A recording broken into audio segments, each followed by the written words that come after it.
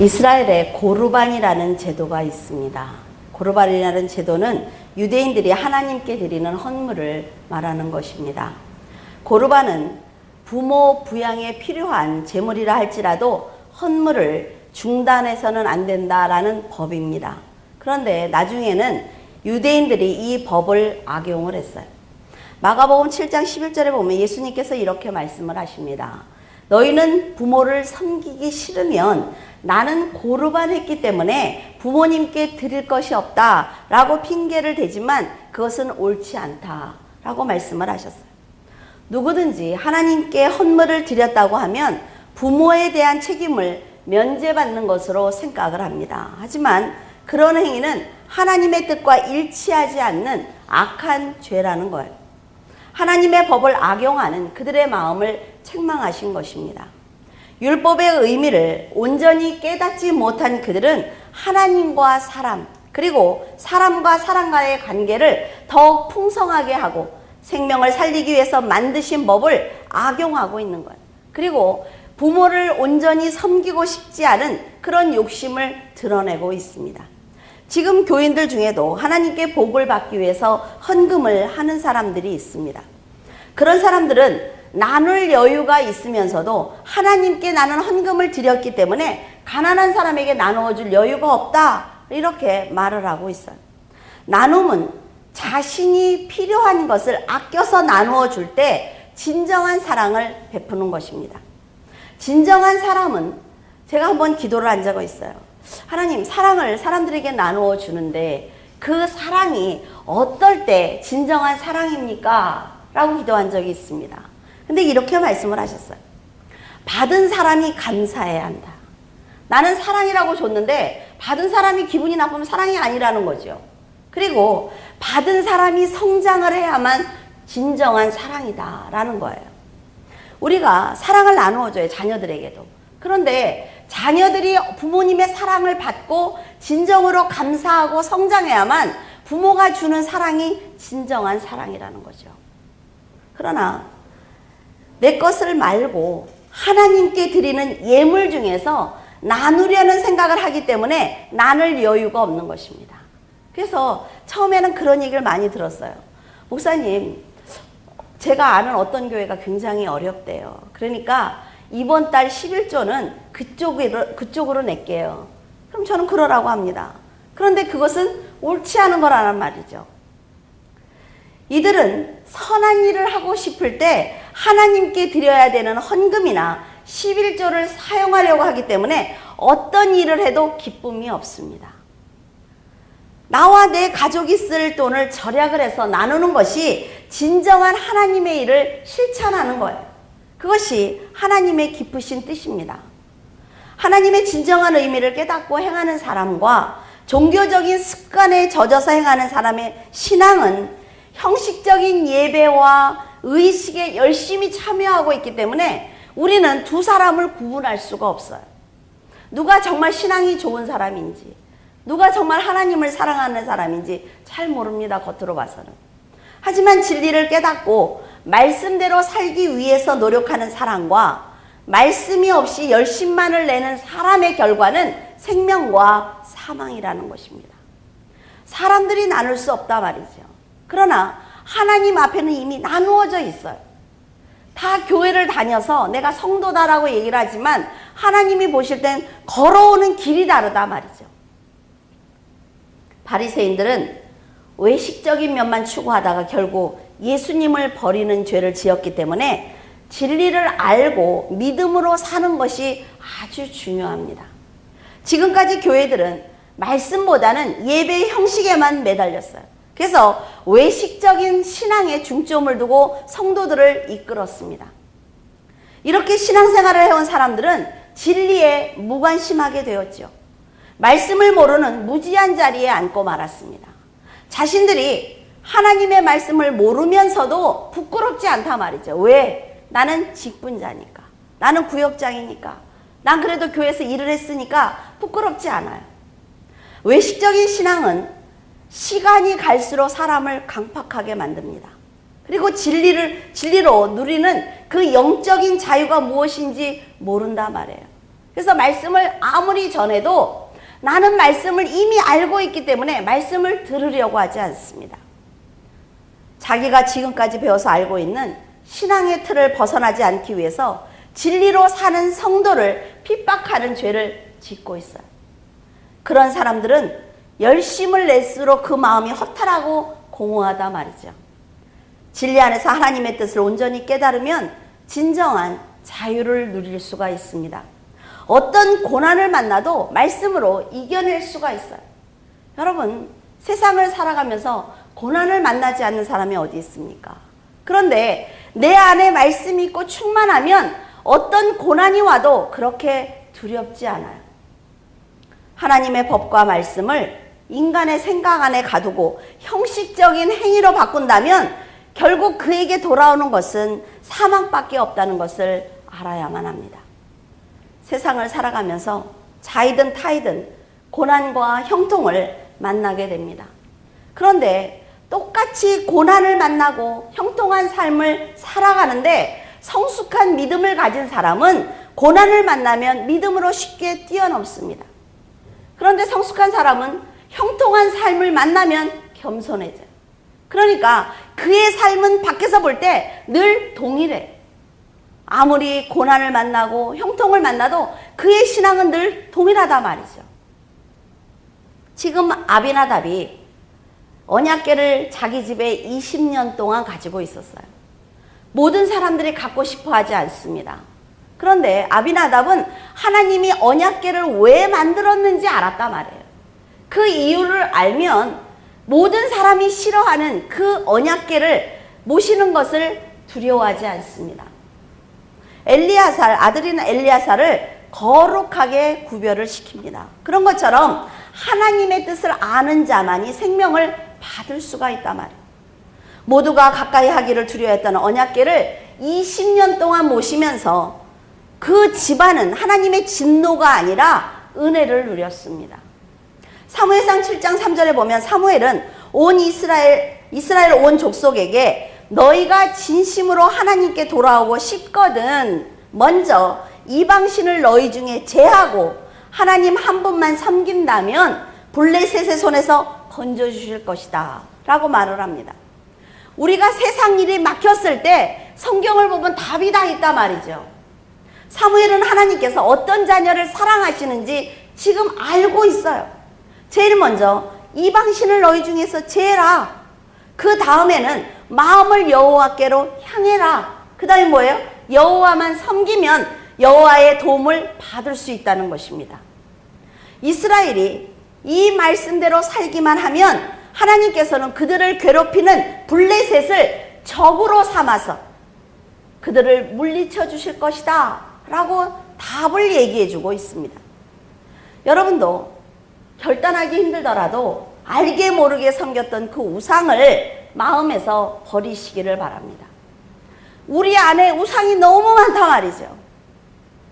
그 우상을 버리지 않으면 하나님이 나에게 축복으로 주신 그릇 안이 꽉 차 있기 때문에 복을 받을 수가 없어요. 오직 믿음으로 세상을 본다면 쇠빗장처럼 이렇게 딱 잠겨있는 문제와 여러분들을 괴롭히는 사람들을 이길 힘이 생길 것입니다. 저는 미국에서 그 부목사님이 너무 괴로움을 당한 적이 있어요. 이제 일을 하면서 공부를 해야 되니까 일을 하는데 정말 머리가 좋은 사람 같아, 그 사람이. 너무 기가 막히게 지능적으로 사람을 괴롭혀요. 그래서 너무 괴롭다고 한 번은 전화를 해서 펑펑 우신 적이 있어요, 부목사님. 그래서 제가 그런 얘기를 했습니다. 괴롭히는 사람들의 심리를 연구하라는 거죠. 지금부터 노트를 메모지를 하나 가지고 그 사람이 언제 나에게 어떤 말을 하고 그 사람이 어느 순간에 어떤 환경에 딱 처했을 때 그 사람이 화를 내는지 그 사람의 심리가 무엇인지 연구해라. 그랬더니 그 다음부터는 만나는 모든 사람들의 심리를 아니까 너무 쉽더래요. 그 사람이 괴롭히는데도 뭐예요? 자기는 한 건 하는 거예요. 와, 이때구나 라는 걸 하니까 그 다음에는 사람들이 아무리 괴롭혀도 힘들지 않더라는 거죠. 지금 사무엘이 이스라엘에게 우상을 버리라는 것을 보면 그는 하나님을 떠나 세상을 향해 가고 있던 백성들에게 믿음의 길을 알려주기 위해서 무던히도 애를 쓴 것 같아요. 하나부터 열까지 지금 가르쳐주고 있습니다. 하지만 백성들은 사무엘의 말에 관심이 없어요. 자기들이 추구하는 것과 다르다 말이죠. 사무엘이 얘기하는 건 너희 마음에 있는 걸 버려. 그리고 마음을 여호와께로 향해. 여호와 앞에 가면 여호와께서 하실 것이야 라고 얘기를 하지만 우리 마음에 있는 걸 뭘 버리려는 거죠. 나는 늘 여호와를 바라보고 있는데 뭘 여호와를 또 바라보느냐라는 거예요. 여러분, 자기가 추구하는 것과 다르게 진리의 말씀을 전하면 절대로 듣지 않습니다. 사람이 자기의 생각과 자존심과 의의를 버린다는 것이 얼마나 힘든 건지 몰라요. 사무엘이 하나님께 직접 듣고 전해주는 말씀인데도 자기의 필요에 의해서 움직일 뿐 온전히 순종하지 않기 때문에 그렇습니다. 이스라엘은 아비나답의 집에 언약궤가 20년 동안 있었지만 그들의 자녀들이 잘되고 재앙은커녕 축복을 받는 걸 보았어요. 그러니까 그제야 우리도 여호와께로 돌아가고 싶다라고 말하고 있습니다. 사무엘은 그런 이스라엘에게 모두 미스바로 모여라 이렇게 명령을 합니다. 미스바로 모인 백성들은 물을 길어서 여호와 앞에 붓고 금식을 했어요. 우리가 여호와께 범죄했습니다 라고 회개했습니다. 이스라엘이 회개한 후에야 사무엘이 그들을 다스릴 수가 있었습니다. 여러분, 굉장히 중요한 얘기예요. 아무리 진리를 전해도 하나님 앞에 온전히 서지 않으면 아무리 진리를 말해도 소용이 없다는 거죠. 그들이 회개해서 내 마음에 있는 모든 걸 버리고 난 다음에야 사무엘의 말에 순종하기 시작을 했습니다. 아무리 하나님의 뜻을 온전히 아는 사무엘이라 할지라도 말씀을 들어야 하는 백성들이 귀를 닫으면 말씀을 전해도 소용이 없습니다. 그래서 말씀을 전하는 사람도 중요하지만 말씀을 듣는 사람도 너무 중요한 거예요. 요한복음 7장 37에서 38절에 명절 끝날 곧 큰 날에 예수께서 서서 외쳐 이르시되 누구든지 목마르거든 내게로 와서 마시라. 나를 믿는 자는 성경의 이름같이 그 배에서 생수의 강이 흘러나오리라 하시니. 생수의 강은 예수님을 영접한 성도들이 받을 성령님을 말하는 것입니다. 초막절에 실로암 못에 가서 물을 길어다가 성전에 붙는 이스라엘 백성들을 보면서 예수님께서 이 말씀을 하신 의미를 보면 행위로 절기를 지키는 것은 아무런 의미가 없다는 얘기예요. 초막절을 주신 의미와 그 깨달음을 통해서 그리스도께서 완성하실 왕국에 대한 소망을 가지고 성령의 충만함을 받아야만 죄사함의 권세가 누구에게 있는지 깨달을 수 있다는 것입니다. 죄사함의 권세가 예수님께 있다는 걸 깨달아야만 예수님께 나올 수가 있다는 거죠. 성령님께서는 하나님의 깊은 곳까지 아시는 영이십니다. 그래서 성도들이 지지 않는다는 거예요. 성령께서는 지금 우리 안에 계십니다. 그런데 이 성령께서는 하나님이 무슨 일을 하실지 아는 영이에요. 그러니까 성도들이 말씀대로 살려고 노력하기만 하면 성령님이 먼저 역사하신다는 거죠. 우리가 이것을 믿어야 됩니다. 그러면 반드시 여러분의 삶 속에서 기적을 볼 수가 있어요. 이스라엘이 금식하고 회개하면서 돌이키려고 했지만 성령께 의지하지 않으면 올바른 길을 갈 수가 없는 겁니다. 우리가 말로만 나는 이제 열심히 할 거야. 나는 이제 잘해볼 거야. 아무리 그래도 움직이지 않으면 소용없다는 거죠. 마태복음 9장 14절에서 15절에 그때 요한의 제자들이 예수께 나와 이르되 우리와 바리새인들은 금식을 하는데 어째서 당신의 제자들은 금식을 하지 않습니까? 예수께서 그들에게 이르시되 혼인집 손님들이 신랑과 함께 있을 때는 슬퍼할 수 없다. 그러나 신랑을 빼앗길 날이 오는데 그때는 금식할 것이다 라고 말을 했습니다. 요한의 제자들이 예수님께 와서 바리새인들이 금식을 합니다. 그런데 어찌 당신의 제자들은 금식하지 않습니까? 라고 묻습니다. 그러자 예수님은 자, 나와 함께 있을 때는 혼인잔치집이다. 그럴 때 이런 즐거운 자리에 있는데 금식할 필요가 있느냐. 그러나 신랑을 빼앗기면 자연스럽게 금식할 것이다 라고 말씀을 하셨어요. 이 말씀은 오직 육에만 관심이 있는 그들에게 영적으로 대답을 하신 것입니다. 신랑인 예수님께서 선포하시는 말씀은 영의 양식입니다. 그러니까 예수님이 말씀을 선포하실 때 열심히 들어야 된다는 거죠. 말씀이 선포될 때 여러분 열심히 들으셔야 돼요. 왜? 이건 육의 양식이 아니라 영의 양식이기 때문에 그렇습니다.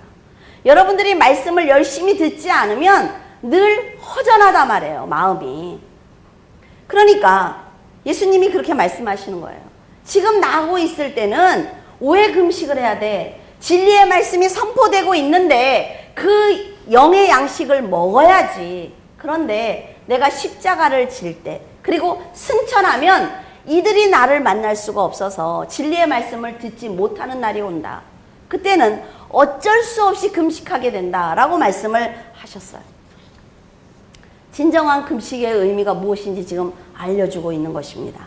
그러나 이스라엘 백성들은 하나님과 상관없는 세상의 부귀영화를 갖기 위해서 금식을 했어요. 진리가 없는 금식을 했기 때문에 지금 예수님께서 그들의 금식이 얼마나 잘못된 것인지 말씀해 주고 계시는 거예요. 성도들이 세상의 소유를 위해서 금식을 한다면 영적으로 약해질 수밖에 없습니다. 영적으로 약해지면 반대로 인간의 의가 강해져요. 그래서 여러분, 금식을 하고 내가 열심히 한 것 같은데 자유롭지 못하다 말이죠. 지혜롭지 않습니다. 그러니까 여러분이 금식을 할 때는 말씀을 가지고 금식하셔야 돼요. 여러분이 기도하실 때 늘 말씀을 드리죠. 성경을 읽으시면서도 성경만 읽지 마세요. 성경을 읽으면서 왜 이 사람이 지금 이 말을 하고 있습니까? 이 말을 하는데 왜 야단치시지 않습니까? 이거는 잘못된 것 아닙니까? 이렇게 기도를 하세요. 성경을 읽으면서. 그러면 마음에 오는 답이 있단 말이죠. 제가 그렇게 했어요. 그래서 여러분의 설교입니다, 이게 다. 왜 사무엘이 여기서 이런 대답을 합니까? 이스라엘 백성들이 이렇게 하는데 왜 징계하시지 않습니까? 라는 기도를 끊임없이 하는 거예요. 성도가 반석 위에 서지 못하는 것은 아주 불행한 일입니다. 화인 맞은 심령이 된 사람은 결국 육을 위한 금식을 하면서 자랑하게 되어 있습니다. 이런 금식은 아무리 많이 해도 하나님이 받지 않아요. 여러분, 지금 세상에도 어때요? 금식을 하는 사람이 너무나 많습니다. 정치하시는 분들 보면 어때요? 금식을 굉장히 많이 하시잖아요. 상관은 없다는 거죠, 하나님하고. 예수님과 함께 있을 때 세상을 금식하며 진리의 말씀을 먹었던 제자들과 육의 양식을 먹고 진리를 금식했던 요한의 제자들의 영적인 상태는 극과 극입니다. 요한의 제자들은 자신이 누구에게 금식을 드리는 조차 모르고 있어요. 그러면서 예수님께 왜 당신의 제자들은 금식하지 않습니까? 라고 따지고 있단 말이에요. 자기가 온전한 금식을 했으면 결국 받으시는 분은 예수님인데 그분께 와서 지금 따지고 있습니다. 여러분, 인간이 얼마나 어리석은지 우리는 알아야만 합니다. 지금 예수님께서 혼인잔치를 비유해서 말씀하셨지만 영적인 눈과 귀가 닫힌 사람은 진리를 들어도 깨닫지 못합니다. 여러분은 육이 영을 지배하려고 할 때 금식하세요. 늘 혈기가 나고 늘 부정적인 생각이 들고 늘 마음이 괴롭고 불평이 나올 때 금식하세요. 올바른 금식을 해야만 하나님께서 영권을 주시는 것입니다. 그래야 나를 이길 수가 있어요. 백성들이 사무엘과 함께 미스바에 모였다라는 소식을 블레셋 사람들이 들었습니다. 그래서 지금 이 이스라엘이라는 사람들, 블레셋이 볼 때는 똑같은 이스라엘이지만 회개하기 전에 이스라엘과 지금 회개하고 난 다음에 이스라엘은 완전히 다른 사람들이에요. 지금 이스라엘을 공격한 것입니다. 블레셋이 쳐들어온다는 소식을 듣자 백성들은 사무엘에게 우리 하나님 여호와께 쉬지 말고 부르짖어서 우리를 그의 손에서 건져달라라고 부탁을 합니다. 그때 사무엘이 가장 먼저 취한 행동이 있어요. 그것은 어린 양을 온전한 번제로 드리는 것입니다. 그리고 간절히 기도하는 거예요. 어린 양을 번제로 받으신 하나님께서 블레셋을 크게 패하게 하셨어요. 하나님께서는 분명히 성도들의 회개와 기도를 받으십니다. 하지만 회개나 기도를 어린 양의 희생을 통해서만 받으세요. 죄인이 아무리 회개하고 기도한다고 해도 그 모든 것은 허공을 치는 헛된 행위란 말이죠. 그런데 여러분이 예수님의 이름으로 기도드립니다 라고 우리가 기도하잖아요. 왜 그래요? 우리들의 기도는 안 받으세요. 그러니까 예수 그리스도의 이름으로 포장을 하는 거예요. 이렇게. 그래서 보자기에 딱 싸가지고 안 보이게 내 기도를. 그래서 탁 올려드리는 거예요. 하나님이 예수 그리스도로 포장을 했기 때문에 받으시는 겁니다. 그래서 우리가 응답을 받는 거죠. 하나님께서 블레셋을 물리치시는 것을 본 이스라엘은 돌을 취해서 미스바와 센 사이에 세웠어요. 미스바와 센은 이스라엘 전체를 얘기하는 거예요. 하나님께서 여기까지 우리를 도우셨다라는 말로 에베네셀이라고 했습니다. 이스라엘이 믿음으로 바로 서자 블레셋은 다시는 이스라엘을 공격하지 못했습니다. 자, 세상을 이기는 방법을 아시겠어요? 하나님 앞에 예수 그리스도의 이름으로 여러분이 기도하면 절대로 여러분을 공격하지 못한단 말이죠. 그들에게 우리가 공격할 수 있는 빌미를 주니까 고난의 연속인 거예요. 여호와의 손이 사무엘이 사는 날 동안 이스라엘을 평안케 하셨습니다. 이 전쟁을 보면 이스라엘 백성들이 승리할 조건이 어때요? 하나도 없어요. 그런데 여호와께서는 그들의 기도와 회개하는 마음을 받으신 것입니다. 또 사무엘이 드린 어린 양을 받으셨기 때문에 그들은 크게 승리할 수가 있었던 거죠. 이것이 바로 여러분들이 붙들어야 하는 신앙입니다. 성경을 읽으면서 이렇게 하니까 또 이겼네. 사무엘이 기도하니까 이겼네. 이러지 말고 그 자리에 나를 두는 거예요. 세상의 전쟁은 여호와께서 역사하셔야만 이길 수가 있습니다. 그래서 어린 양을 먼저 드려야만 하나님의 도움을 받을 수가 있는 거예요. 여러분에게 헌금하라는 얘기가 아닙니다. 여러분의 마음에 예수 그리스도로 채우라는 얘기를 하고 있어요. 그래야만 하나님께서 받으신단 말이죠. 여러분이 하나님께 드릴 어린 양은 바로 예수 그리스도입니다. 이스라엘은 하나님을 떠나 세상을 위해서 사는 것이 얼마나 헛되고 헛된 것인지 알게 되었습니다. 우상을 버리고 하나님만 섬기는 것은 지금까지 하나님보다 내 생각과 자존심과 의와 능력으로 살아온 인간의 의를 버리는 거예요. 사람들은 물론 성도들조차도 지금 하나님을 전적으로 믿지 않습니다. 뭐라 그래요? 하나님한테 미쳤다고 그러죠. 너무 맹목적인 신앙을 가졌다라고 말을 합니다. 그런데 하나님께 응답을 받는 건 어때요? 좋아하죠. 하나님께 미치지 않으면 절대로 응답을 받을 수가 없단 말이에요. 물론 어려움이 있을 때 이스라엘 백성들처럼 무조건 굴복을 합니다. 살려달라고 굴복을 해요. 그런데 조금만 숨통이 트이면 다시 자신의 의를 드러내는 것입니다. 이게 인간이에요. 언제나 내 인생에 보조 역할만 하라고 하나님을 내 밑자리에다가 앉혀놓는 거죠. 주인의 자리를 절대로 내어주지 않아요. 왜? 손해본단 말이에요. 왜? 세상과 하나님을 넘나들어야 되는데 하나님을 주인의 자리에다 앉히면 내가 그 다음부터는 어때요? 자유롭지 못하단 말이에요. 그러니까 절대로 주인의 자리에 앉히지 않습니다. 이런 악한 생각이 다 우상이에요. 여러분, 다 버려야만 합니다. 그리고 전적인 믿음을 가져야 돼요. 그래야만 하나님께 순종할 수가 있어요. 성령의 충만함으로 하나님께 붙들려서 세상의 모든 의를 금식하고 진리를 먹어야만 합니다.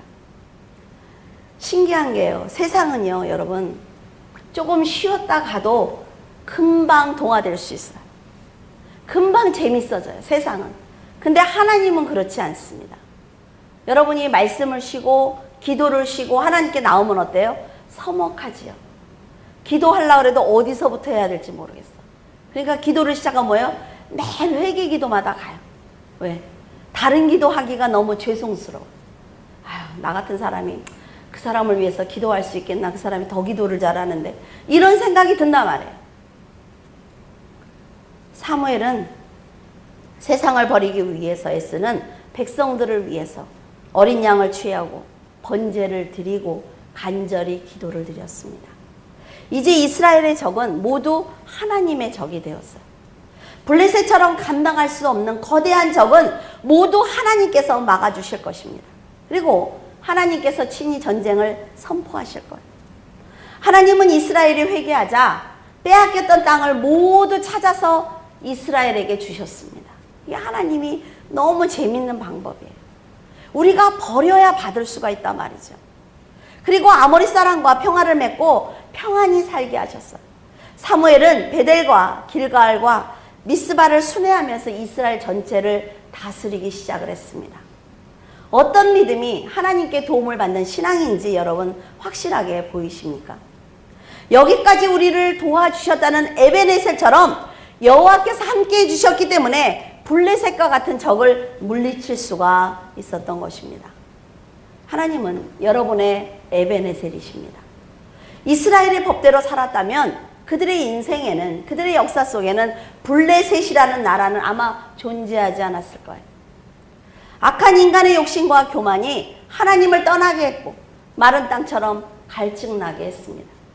여러분은 사무엘이 권면한 것처럼 온전히 주님만 섬기시기를 바랍니다. 여러분이 걷는 걸음마다 자녀들이 믿음으로 따라올 수 있도록 최선을 다해서 하나님을 의지하시기를 바라요. 여러분들이 걸어서 마셨어요. 그러면 그 자리에 한 바구니라도 뭘 놔야 자녀들이 오면서 먹을 것 아니에요.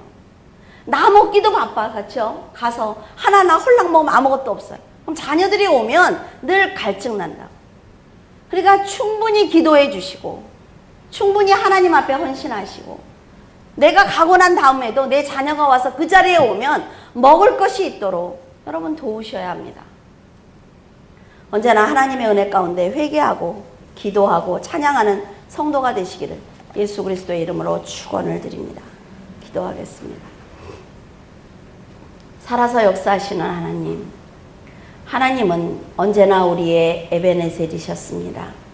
우리가 그것을 깨닫지 못했을 뿐 하나님께서는 언제나 저희들에게 너희는 온전한 번제를 드렸다고, 너희가 드리는 예수 그리스도를 나는 받았다고 말씀하고 계십니다. 하나님 아버지, 연약하고 부족한 저희들을 이토록 사랑하시는데 저희들은 아직도 없다고, 아직도 저 사람보다 내 것이 적다고 불평하며 울고 있습니다. 하나님께서는 더 이상 저희들에게 무엇을 채워주시겠습니까? 하나님, 이제는 성숙한 성도가 되기를 원합니다. 하나님께서 주신 모든 것이 감사하고 감사하다고, 넘치고 넘친다고 고백하는 저희들이 되기를 원합니다. 하나님, 그런 자녀에게 하나님께서 더욱더 많은 것으로 부어주시지 않겠습니까? 하나님, 저희들 감사하는 자가 되기를 원합니다. 하나님의 사랑을 받아서 저희들이 이렇게 감사를 배웠고 이제 하나님의 그 놀라운 사랑을 받아서 저희들이 이렇게 성장했다고 감사하는 자들이 되기를 원합니다. 아버지 하나님, 귀한 성도들을 축복하여 주시옵소서. 하나님 앞에 믿음으로 살기 위해서 몸부림치는 가운데 있습니다. 하나님 앞에 기도하며 사무엘처럼 하나님께 도움을 청하는 가운데 있습니다. 아버지 하나님, 사랑하는 귀한 성도들의 그 믿음을 기억하시고 하나님께서 채워주시고 세워주시옵소서.